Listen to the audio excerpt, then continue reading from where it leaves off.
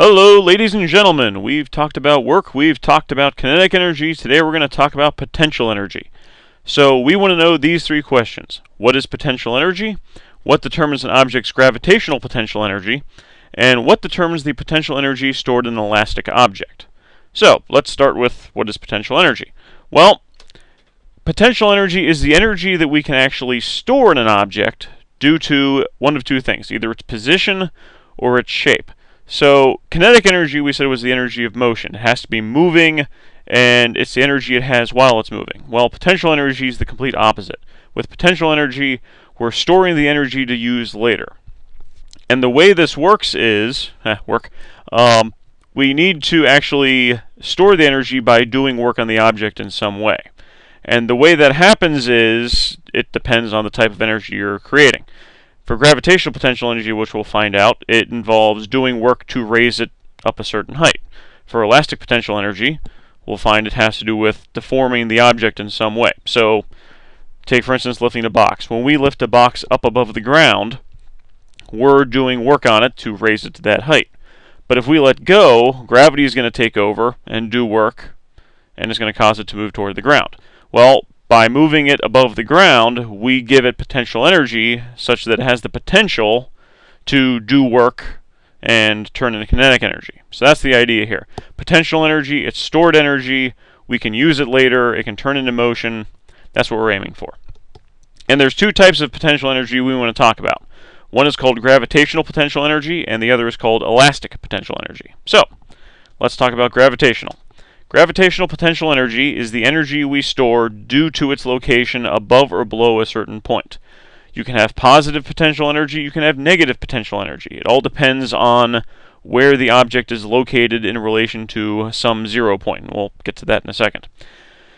To find gravitational potential energy, we basically just take the height of the object above the ground, or whatever else you're using, and multiply it by its weight, m times g. So you can see the equation there. The potential energy in terms of gravitational potential energy is equal to m times g times h. So gravitational potential energy depends on height above the ground and the object's mass. And you could say acceleration of gravity, but we're really just dealing with Earth, so that's going to stay pretty much the same. So the higher off the ground you go, the more potential energy you're going to have. The more massive it is, the more potential energy you can have. So those are what factors into determining an object's potential energy. Now, it says there that it depends on the height above or below a chosen zero level. One of the nice things with gravitational potential energy is there isn't necessarily a set position you have to go from. You can choose the ground, that's the most common location used, or you could choose any other point you really care to. So you can see on this slide here, you get to choose the zero level, and the zero level is where the potential energy is zero. So if you take a look at the left diagram there, it says let's treat the ground as your zero level.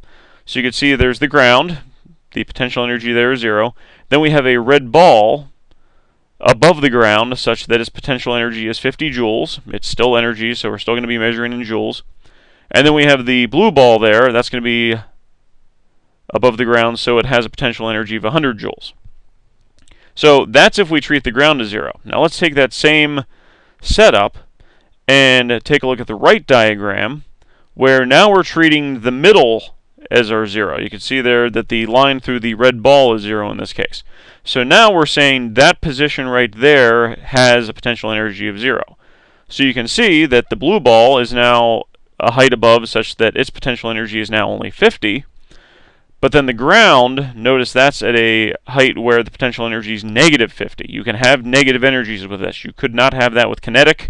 You can have negative energies with potential. So it all depends on what frame of reference you want to use. Generally speaking, we're going to use the ground. We'll talk in class about cases where we might not want to do that. But like I said, generally speaking, we can use the ground as zero, so everything above the ground will be positive. Anything below ground, or maybe in a hole, will be negative. So that's gravitational. It's all based on the height above or below the ground. Gravity plays a role. That's why it's called gravitational potential energy. So that's the first type of energy we want to keep in mind with potential energy. The second type, and this one's a little more interesting to think about, is what's called elastic potential energy. And that's the energy stored in an elastic object. Spring, rubber band, rubber ball, anything like that.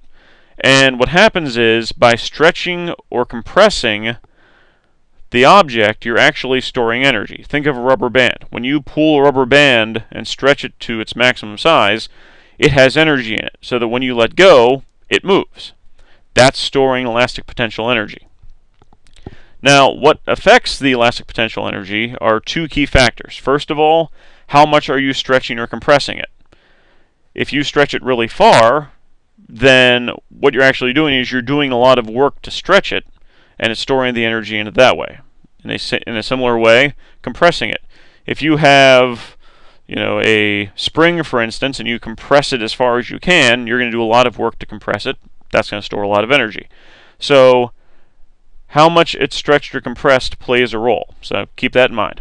The other thing that affects the elastic potential energy is how hard it is to actually stretch or compress it. Now, you could think of, how resistant it is to stretching, things like that. In physics, we have a term for it. It's called the force constant of the spring, rubber band, whatever. And we just call it K. And that force constant is measured in units of newtons per meter. And all it basically identifies is if you want to stretch it a meter, you have to exert so many newtons of force. And the larger that force constant is, the harder it is to stretch. You can have, like for instance, garage door springs, which are very stiff and very hard to stretch. They have a very large force constant. Whereas something like a rubber band is going to be very low because it's very easy to stretch. So we're going to do more with the force constant in class, but it is something you want to keep in mind. Force constant basically identifies how stretchy a spring is or how easy it is to compress something. So to find elastic potential energy, we have our equation there at the bottom. Potential energy is 1/2 kx squared. It looks a lot like the kinetic energy equation. In this case, though, we're using the spring constant k in place of the mass, and instead of our speed, we're using how much it's stretched or compressed, and notice that is squared.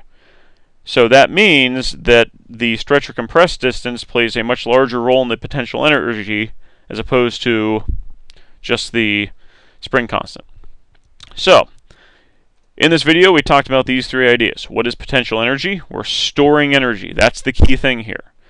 And what we'll find out later is that we can use that stored energy to cause something to move. That's where we're headed next. So, potential energy is stored energy. We talked about what determines an object's gravitational potential energy, namely its height above the ground and its mass. The higher it is, the more gravitational potential energy it has. And then we also talked about the potential energy stored in an elastic object. That's all based on the material, basically. How much you compress or stretch it, and also what the spring constant is. In class, we'll be doing a lot with problem solving using these two ideas. So I will see you in class, bring questions, and we'll solve some problems. See you then.